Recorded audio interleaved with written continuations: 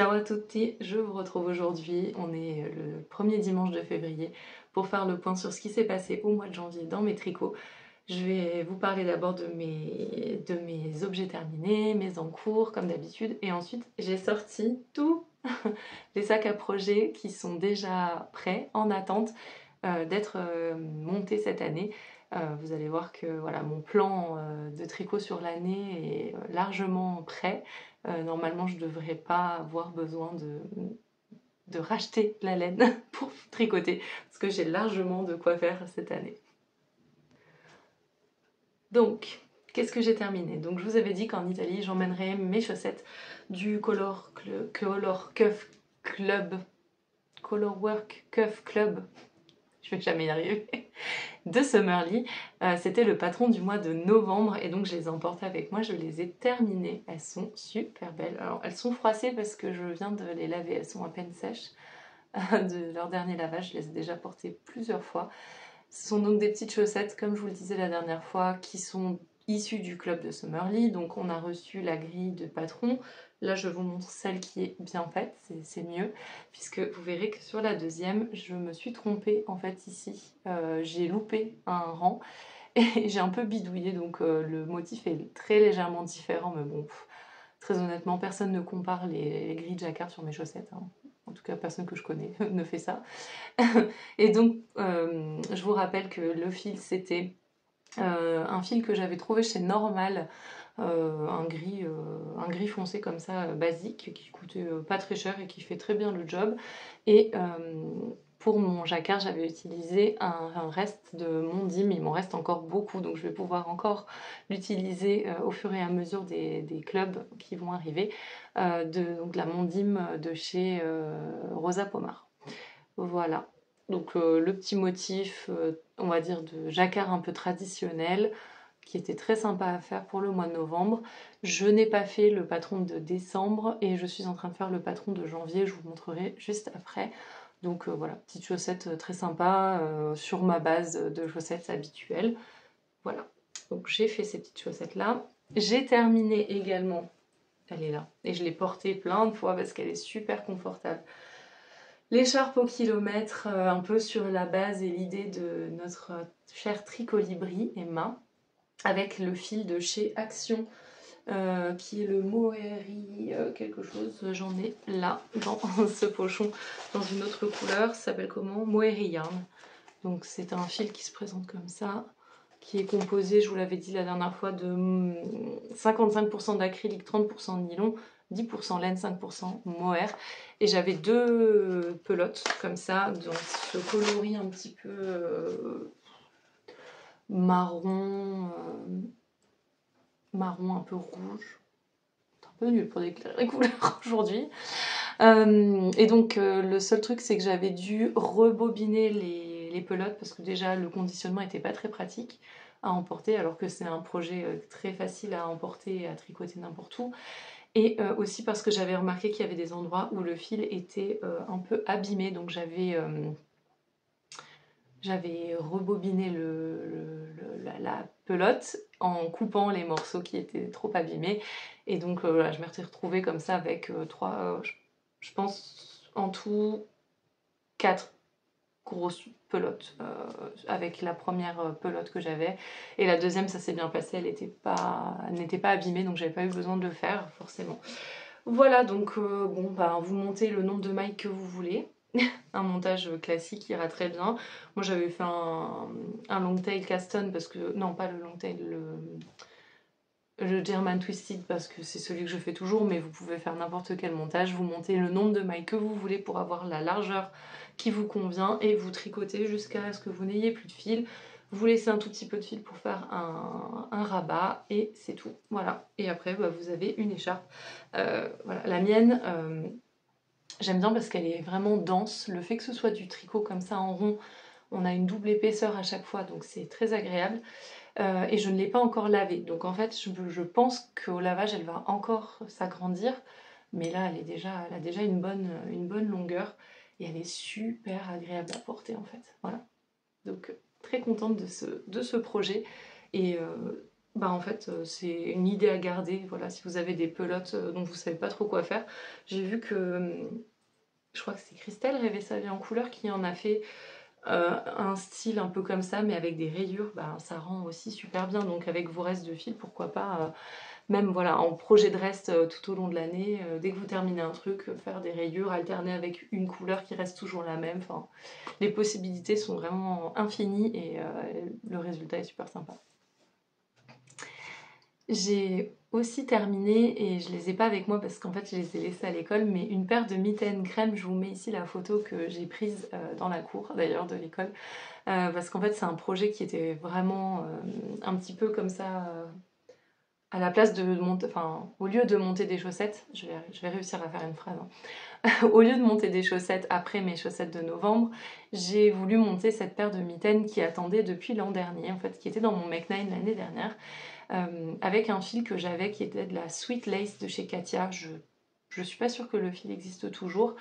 En fait, c'est un fil qui n'est pas très épais, qui n'est pas non plus de la lace. Moi, je dirais que c'est plutôt une épaisseur light fingering, mais qui est en fait très gonflant.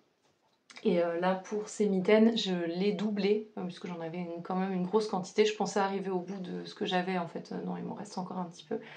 Je l'ai doublé et j'ai monté le modèle 2 dans la taille 48 mailles de tête. Et en fait, ça se tricote un peu comme des chaussettes. C'est même un peu plus facile, un peu plus évident que des chaussettes, parce que, enfin, facile en tout cas. C'est un peu plus rapide, il n'y a pas d'étape de talon, là il n'y a pas de doigts, il n'y a pas de petites choses à faire, c'est vraiment presque un tube, on fait juste des augmentations d'un côté pour pouvoir passer son pouce et le tour est joué. C'était vraiment très rapide et très sympa à faire. Voilà, petit modèle qu'on ne présente plus en fait, hein. J'ai pas besoin de vous expliquer très longtemps ce modèle, il est reconnu comme étant un modèle simple et en plus il est gratuit sur le Ravelry d'Atelier Emily. Ensuite, j'ai 4 en cours. 4, c'est énorme. Mais bon, une paire de chaussettes, parce qu'il faut toujours une petite paire de chaussettes en cours. C'est donc le club de janvier de Summerly, qui est ce tout petit jacquard-là. Et dans le patron, c'est bien écrit que voilà, c'est une pause entre les gros jacquards qu'on a eu les mois précédents.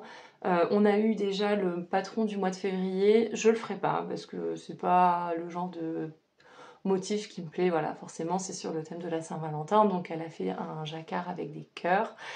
Ouais, je le garde, je le ferai peut-être un jour, pour l'instant il me plaît pas plus que ça, donc je vais pas le monter, donc je me laisse le temps de faire le mois de janvier, que je fais avec des restes. Donc ça c'est un reste de mon châle Alto Cumulus, qui est donc de la Célène en tweedé, couleur safran. Vous l'avez un peu plus orange que ce qu'elle est réellement là. Elle est vraiment un peu plus jaune normalement.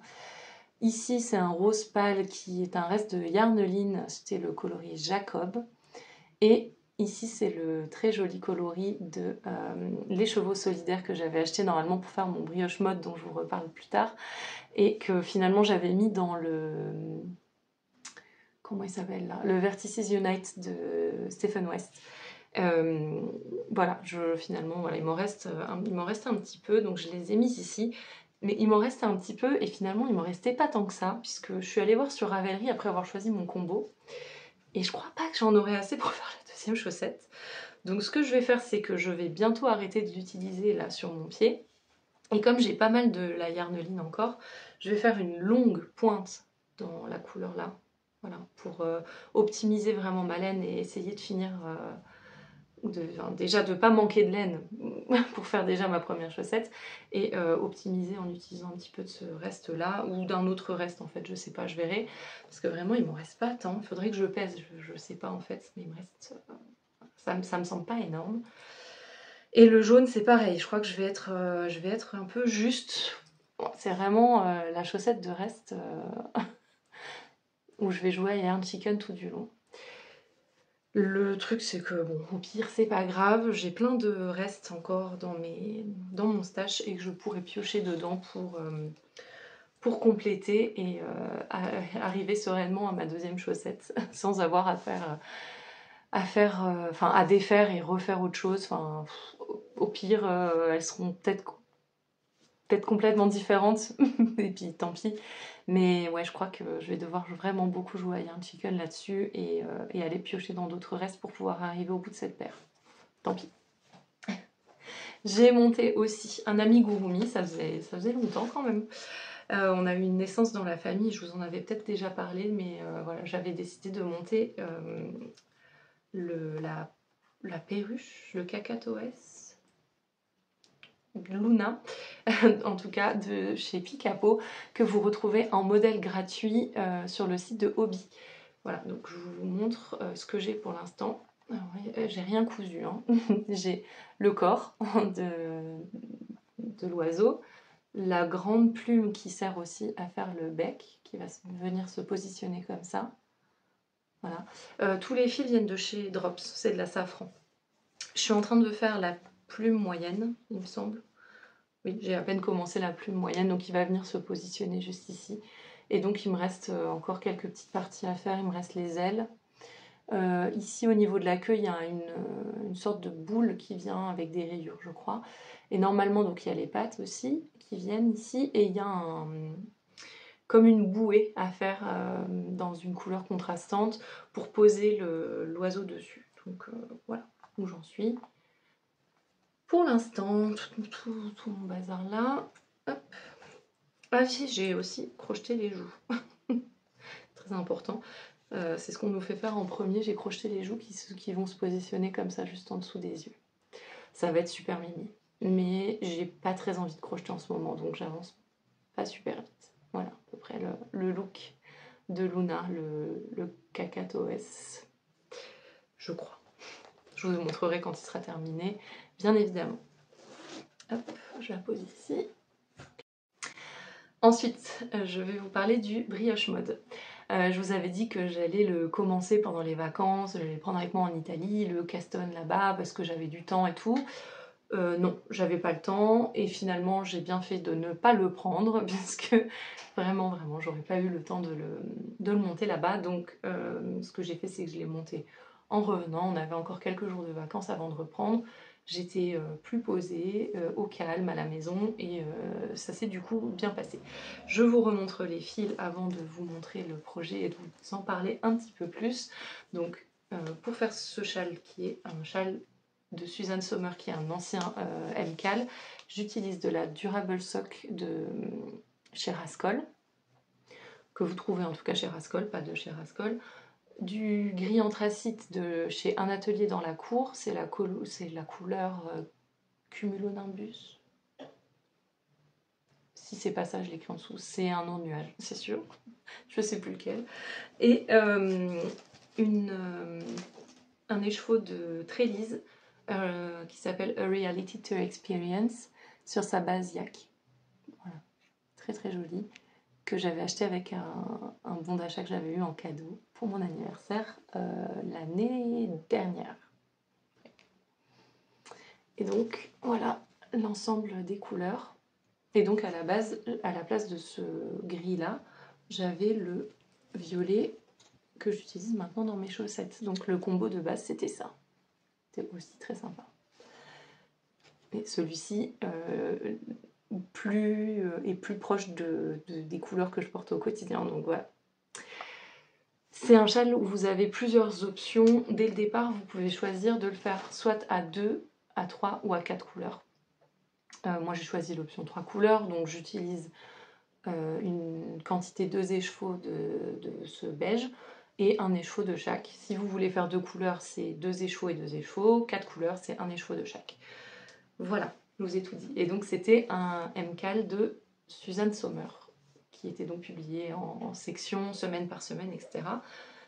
Et vous avez plein de vidéos, je vous l'ai déjà dit aussi, pour vous aider à faire chaque section. Ce qui est très pratique. Les vidéos sont accessibles, je crois, via un lien dans le patron. Donc on commence par ce triangle de brioche où j'ai fait une erreur que je n'ai pas réussi à rattraper. J'ai fait mon augmentation au mauvais endroit. Ben, tant pis, je laisse comme ça. Ensuite, on fait une section ici de point mousse à rayures, avec toujours donc le beige à chaque fois qu'on retrouve Et ici, donc dans mes sections point mousse, c'est le marron à speckle de Trélise. Et dans mes sections brioche, à chaque fois, c'est le gris anthracite et le beige. Ici, on avait une section qui était en 2 parties, puisqu'on fait un triangle à droite, un triangle à gauche. Ensuite, on a une section de nouveau point mousse ici, en 2 parties. Un premier losange de brioche, où on a tout un jeu de diminution pour faire la forme du losange. Ensuite, on fait deux losanges en point mousse, en brun, enfin dans l'autre couleur contrastante. Et la section que j'ai terminée juste avant de commencer à filmer, c'est un deuxième losange en brioche. Et ici, on est au milieu du châle. Donc j'ai dépassé la moitié. J'ai réussi à dépasser ce que j'avais fait la dernière fois. Je crois que la dernière fois, je m'étais arrêtée dans ce losange. Donc j'étais pas allée au bout de ce losange et j'avais tout défait, moi c'est sûr même. J'avais perdu la maille centrale, j'arrivais plus à la récupérer. Et au lieu de juste défaire cette partie, parce qu'en fait tout est modulaire, donc j'aurais pu juste défaire cette partie et reprendre à partir de là, en fait j'avais défait tout le châle. Voilà, parce que j'avais plusieurs erreurs et que c'était franchement pas très heureux. Et donc pour l'instant, voici à quoi ressemble mon brioche mode. Je l'adore, il est super beau. Et donc en fait maintenant je vais repartir je continue dans ce sens-là, mais je vais refaire ces sections-là. Donc je vais refaire ces 2 bandes-là, puis les 2 triangles de brioche, puis ce grand V là de point mousse et un dernier triangle de brioche. J'ai vu dans le patron qu'il y a une option pour l'allonger. Moi je pense pas avoir assez de fil pour le faire. Et ce que je ferai, c'est que quand il sera terminé, que j'aurai fait donc c'est les 11 sections, je crois que la section 12 c'est le lie-cord final. Avant de faire lie-cord, je le laverai, je le bloquerai et seulement après je relèverai mes mailles pour faire lie-cord, parce que sinon, comme c'est que des points qui sont très extensibles, si je fais lie-cord avant de le laver et de le bloquer, j'ai peur de ne pas obtenir une assez grande longueur de châle. Je sais pas si c'est très clair ce que je dis, mais en fait l'i-cord va bloquer un peu disons, l'i-cord c'est pas aussi élastique que ça, et donc je risque de pas pouvoir l'étendre autant qu'il ne se détendrait si je fais l'i-cord par la suite. Je sais toujours pas si c'est clair ce que je dis. Moi je me comprends. Désolée. Et donc voilà comment il est derrière. Il faudra que je rentre bien les fils parce qu'il est aussi très joli derrière. Voilà. Donc il y a plein de fils partout comme on est sur du modulaire. Voilà, on coupe les fils à chaque section, on reprend des mailles. En fait, c'est vrai qu'il n'est pas très difficile. J'en avais parlé avec Domi Victoire sur Instagram. Elle m'avait dit non mais tu verras, en fait il est pas si difficile. Non, c'est vrai qu'il est pas dur. Je pense que la première fois j'ai beaucoup manqué de concentration, j'avais fait des erreurs que j'arrivais pas à reprendre et comme j'étais frustrée, j'avais tout défait.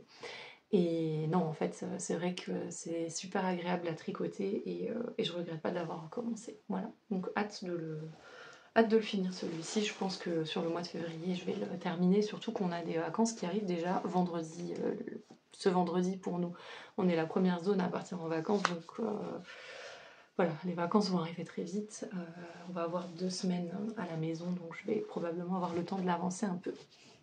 Et j'avancerai également sur mon dernier en cours, qui est une sacrée bestiole, puisque mon mari m'a demandé de lui tricoter un nouveau pull.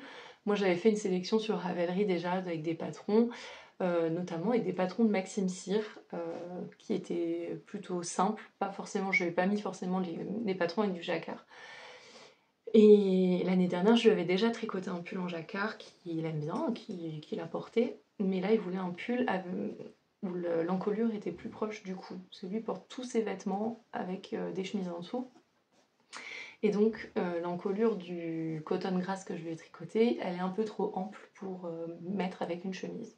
Donc là il voulait quelque chose qu'il puisse porter avec une chemise en dessous, et donc j'ai monté le Moby sweater de Petite Knit qui est un modèle que j'ai dans ma wishlist et dans mon Make9 depuis l'année dernière.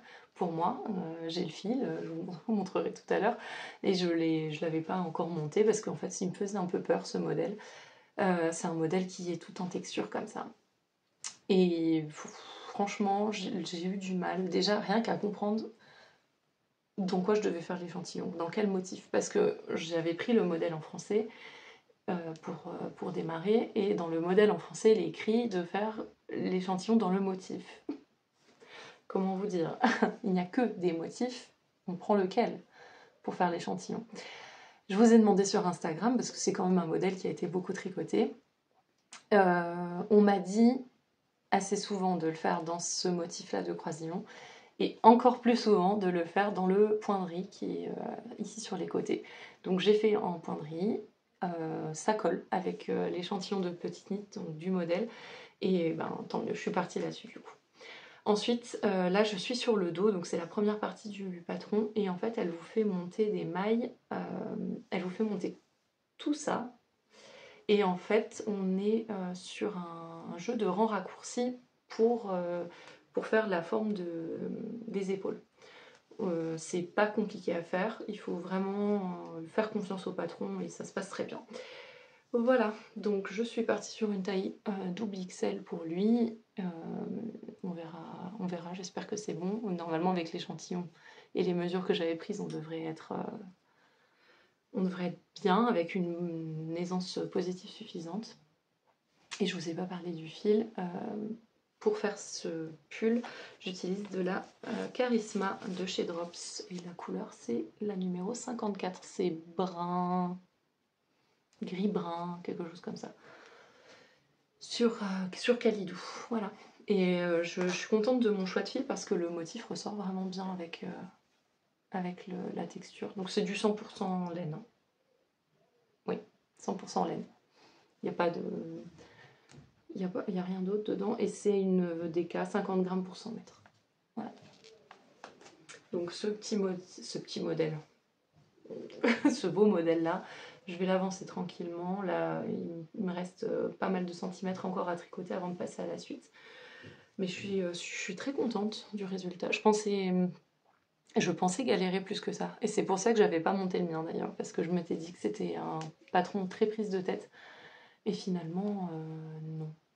Finalement, une fois qu'on a fait plusieurs fois, on a fait quelques allers-retours de la grille du motif, c'est finalement assez intuitif. Bon voilà, je vous montrerai ça fin février, début mars. Je pense pas l'avoir fini hein, d'ici là, mais bon, qui sait. Hop, je vais le mettre ici. Et maintenant, on passe à tout ce que j'ai prévu de tricoter en 2025 avec mon stage. Alors, comme d'habitude, moi je continue toujours à faire une sorte de stage sous contrôle pour moi. Grâce à un tableau sur Notion, j'exporte en fait mon stage qui est tout le temps à jour sur Ravelry, une fois par mois, et je note la somme des mètres qui sont dans mon stage. Force est de constater que fin janvier, il y a eu une explosion avec les quantités que j'ai reçues à Noël. Et là, c'est encore pire, je sais pas encore à combien j'en suis parce que j'ai pas fait le total. Mais hier, on était donc le 1er février, il y avait la première édition ce week-end du festival Knit and Clutch qui avait lieu à Metz. À Bon-Saint-Martin, plus précisément, c'était vraiment super. L'organisation était top, les copines ont participé à des ateliers aussi, je crois qu'elles étaient très contentes. Donc ouais, bravo aux organisateurs de ce festival parce que c'était un super moment. Et bon, évidemment, j'ai acheté des petites choses. Et donc là maintenant, je sais que j'ai largement de quoi tricoter pour tout 2025 ici. Tout est là, je vous montre. Tout est ici, voilà. Et donc, à partir de maintenant, je suis en no-buy. Voilà. Je l'ai dit, je vous l'ai dit, donc maintenant je dois m'y tenir le plus possible. Non mais vraiment, là, j'ai largement de quoi tricoter toute l'année. Mon rythme de tricot n'étant pas non plus super rapide, je devrais pouvoir tenir largement jusqu'en décembre. Là, ce que je vais vous montrer, ce sont tous les projets qui qui ne sont pas pardon, des chaussettes. J'ai de la laine à chaussettes dans mon stage, dans un sac, dans un tote bag, il y a de la laine à chaussettes. Et j'ai un grand tote bag, je l'ai pas là, non, si, de ce format-là, qui est rempli de restes de fils divers et variés, avec lesquels je peux aussi faire des choses. Donc voilà, donc tout ce qui va être chaussettes, c'est pas, je vous montre pas parce que je vais voir aussi au fur et à mesure du club de Summerly des patrons qu'elle va nous proposer, etc. Des patrons que j'ai déjà. J'ai plein de fils, j'ai le calendrier de l'avant de Woolbags qui est encore là dans mon stage, qui n'a pas, pour l'instant j'ai rien monté avec. Donc bon, largement de quoi faire pour les chaussettes. Là je vais vous montrer je ne sais combien de sacs à projet prêts pour monter des pulls, des châles, des gros accessoires. Il n'y a pas d'ordre, je les prends voilà, dans l'ordre dans lequel ils viennent. Je vais monter alors de chez Isabelle Kramer. Et attendez, je vais prendre mon ordi parce que sinon je ne vais pas me souvenir de tous les noms de patrons. Bon, c'est bon, je vais aller chercher mon PC, j'espère qu'il fera pas trop de bruit parce qu'il n'est pas très silencieux, il fait un gros bruit de ventilation, j'espère que ça va pas être trop gênant. Donc avec ces écheveaux-là, donc ça c'est de la Big Bad Yarn d'Imogen sur sa base Kubrick Fingering, l'écume des jours, qui est ce bleu-vert, c'est une très belle couleur, et de la Life in the Long Grass coloris floral que j'avais acheté à Lyon, chez Pom Pom Girl. Donc c'est avec ça, là j'ai une quantité, j'en ai 3 écheveaux et un écheveau contrastant. Je vais faire le pull Emma Taffen de Isabelle Kramer. Je vous mets une image ici. Hop, je vous mets une image ici pour que vous voyez de quoi je parle. C'est le principe d'une marinière mais avec un point un petit peu différent et avec ce fil là qui est multicolore, je trouve que ce sera très sympa. Et donc là, voilà, l'écume des jours, c'est beaucoup trop joli. Ça, je l'ai acheté en déstache. Je l'ai acheté en déstache. J'allais vous dire le déstache de qui, mais je ne m'en souviens plus. Voilà. Plan numéro 1. Ensuite, je vais les mettre derrière. Numéro 2, qu'est-ce que j'attrape? Ah ben, voilà, ça c'est pour faire mon mobi. J'ai une quantité, une grosse quantité de Népal de drops qui est un peu plus épaisse qu'une DK. Puisqu'elle fait 75 mètres aux 50 grammes, mais j'en avais acheté plus. J'en avais acheté un peu plus que le métrage préconisé, du coup, pour être certaine de ne pas être en rade, mais bon, je sais pas, on verra quand j'y serai. Et c'est le coloris crée sur Khalid, où c'est un blanc froid. Ouais, là, ça c'est vraiment écru, vous voyez la différence. C'est vraiment plus grisé, voilà. Donc ça c'est pour mon mobi, un jour, peut-être. J'ai la laine depuis l'année dernière, hein. Voilà. Ensuite, ça je pense que c'est, voilà, ça c'est la laine que je vous ai montrée dans le précédent épisode de l'écheveau solidaire, la base Avalon, donc 70 alpaga, 20% soie. Celui-ci c'est la Dame du Lac et j'ai donc 5 écheveaux, 4 écheveaux, 5 écheveaux j'abuse. J'en ai 4 écheveaux, c'est ça, pour faire le châle Perceval qui a été designé donc par Lily de l'écheveau solidaire dans son e-book de la box de Noël de cette année. Voilà. Ensuite, ça c'est dans le pochon c'était le pochon qui allait avec, c'est pratique. Je vais prendre le deuxième qui est donc la même base, mais cette fois-ci le coloris vert carmélide. Là j'en ai 3. Et je vais m'en servir pour faire le col Moonflower de Sari Nordlund. Vous savez, c'est ce style de col, col roulé avec un plastron qu'on enfile comme un tour de cou en fait. Et celui-ci il est super joli parce que, je regarde là parce que c'est là où il y a l'ordinateur, je trouve que le travail de torsade est super joli. Voilà, et la base, avec cette base là qui est très lumineuse, ça va être super super joli. Hop. Ensuite, attention. Ah oui. Alors ça c'est l'achat exceptionnel l'année dernière. J'ai toujours pas tricoté, mais parce que c'est un pull que je dois normalement faire en cale avec Mademoiselle Angélique Knits. Angélique, hein, quand tu veux, quand tu peux, moi je t'attends pour tricoter. Donc le Once and Floral de Maxime Cyr dans ce combo-là de chez Madeleine et Philibert. Donc je vais vous détailler les couleurs, mais j'ai tellement hâte de le tricoter, ça va être si joli. Ce rouge marronné là, c'est la couleur Chimay. Le blanc c'est liège, je crois. Ouais, c'est ça. L'écru c'est beige. L'écru c'est beige. Non, l'écru c'est liège. Et le jaune, alors que pareil, vous voyez vraiment plus foncé. Alors je sais pas pourquoi le jaune ne ressort pas, mais c'est vraiment plus jaune que orangé. C'est Waterloo. Voilà. Et donc l'ensemble sera comme ça. Donc là, la couleur principale du pull, le fond du jacquard et les fleurs. J'ai du boulot. C'est pour ça que je vous dis, est-ce que j'ai besoin encore d'acheter cette année? Non, visiblement pas. Ah, ça aussi. Alors, ça c'est ce que j'avais voulu commencer tout de suite dans mon... C'était dans mon Make 9, j'avais un pull de chez Isabelle Kramer, dont je vous avais peut-être déjà parlé, mais c'est un pull avec un grand col V, et où elle fait un jeu de jeté pour pouvoir passer un ruban que moi j'aurais pas du tout mis. J'ai vu que Nathalie By Night en a tricoté un qui est très beau, et j'avais vraiment envie de me faire ce pull. Donc j'avais de la laine à la maison, ça c'est de l'alpaga de chez Une Maille à la fois, si je ne dis pas de bêtises. Oui c'est ça, Une Maille à la fois, c'est du baby alpaga, fingering, 100% pur baby alpaga, et c'est une collaboration en fait avec Quechua Alpaga, qui est une association, je crois, au Pérou, qui valorise les laines d'alpaga, voilà, et je crois que ce sont des femmes qui travaillent dans cette association. Je m'étais un peu renseignée quand j'ai acheté le fil, mais j'ai un petit peu oublié. Ça, c'est un fil que j'ai eu à mon anniversaire cette année, et qui m'a été offert par mon mari quand on est allé à Colmar, à la mercerie Bois de Laine. Voilà. Donc j'en ai 3 écheveaux.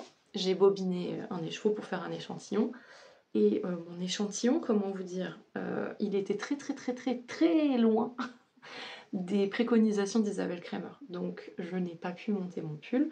Voici mon échantillon lavé. Vous allez voir que c'est très déjaugé. Et vous voyez, c'est très transparent. Et on est très loin de ce qu'Isabelle Kramer demandait en termes de largeur. Il aurait donc fallu que j'augmente de taille d'aiguille, mais le tissu est déjà très transparent. Donc c'est pas grave, je vais faire autre chose. J'ai acheté du mohair, du kit silk. Alors là, on dirait vraiment, à la caméra, on dirait que c'est très différent comme bleu. En réalité, pas tant. On voit que le kit silk est plus clair, mais voilà.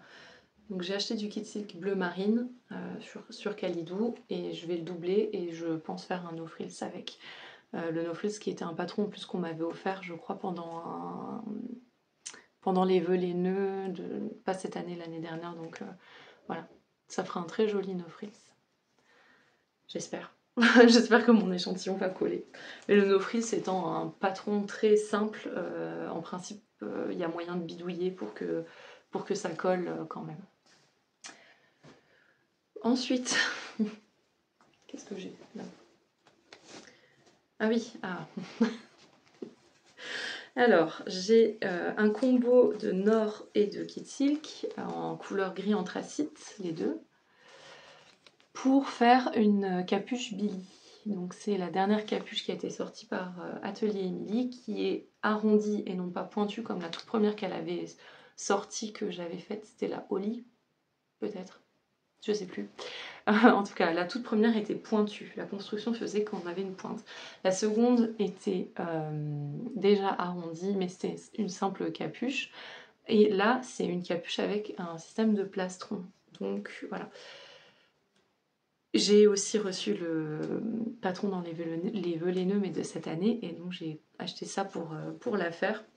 Donc une couleur qui ira très bien passe-partout avec mes manteaux et qui ira bien aussi avec mon brioche mode, avec ce beau gris foncé. Oups.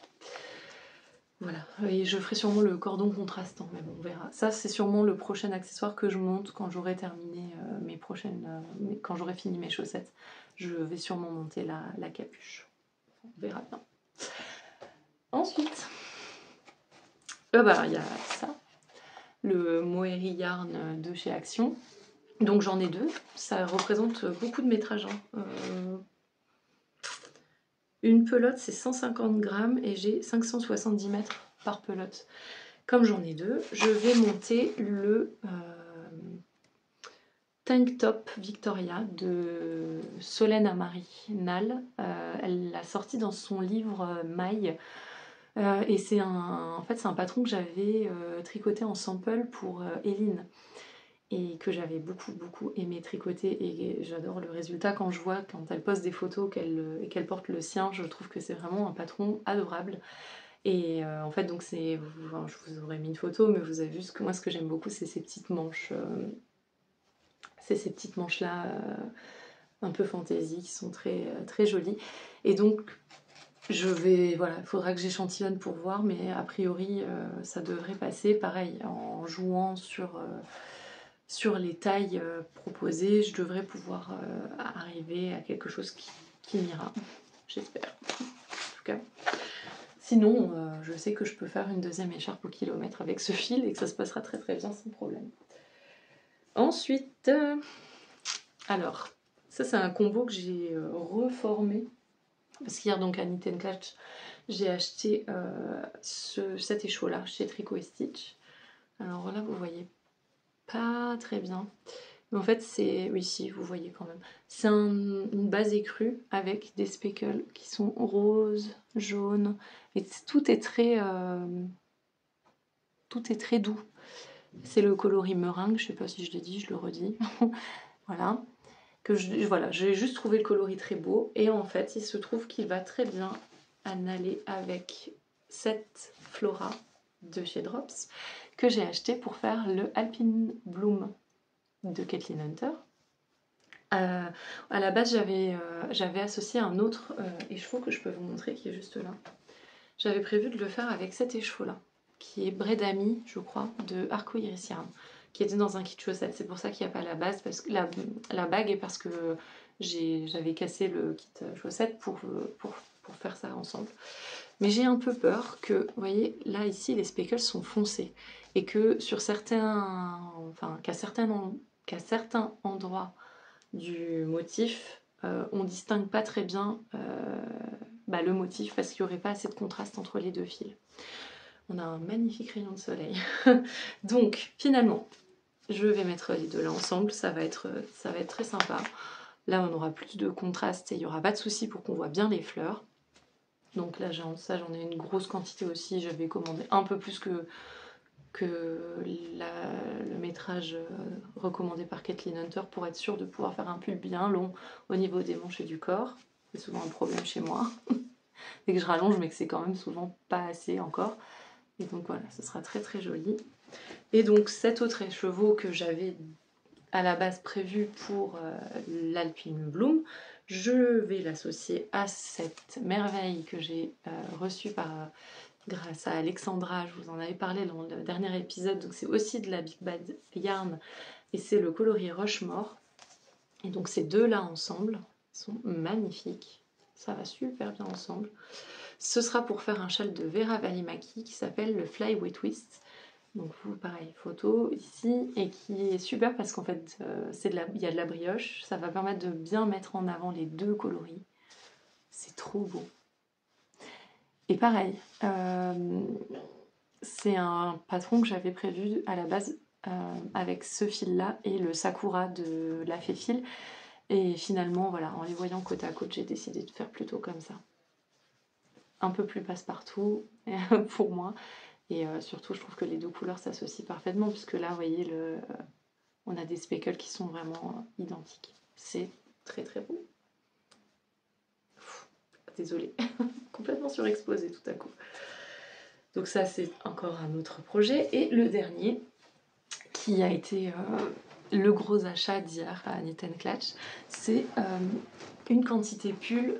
En fait, j'étais partie un peu sans trop d'idées, sachant déjà tout ce que j'ai à la maison et tout ce que j'ai la possibilité de tricoter. Je m'étais dit, bon, j'y vais, j'achèterai sûrement quelques écheveaux de fil à chaussettes et voilà. Sauf qu'en arrivant, je me suis souvenu que Eline m'avait parlé d'une qualité qu'elle a, qui est la plume, qui permet de faire un pit-mort sans utiliser de la DK, donc sans utiliser une quantité DK, où on n'a pas besoin de doubler le fil avec du mohair non plus. Et bref, on peut prendre 3 écheveaux de plume et faire un 8 mort.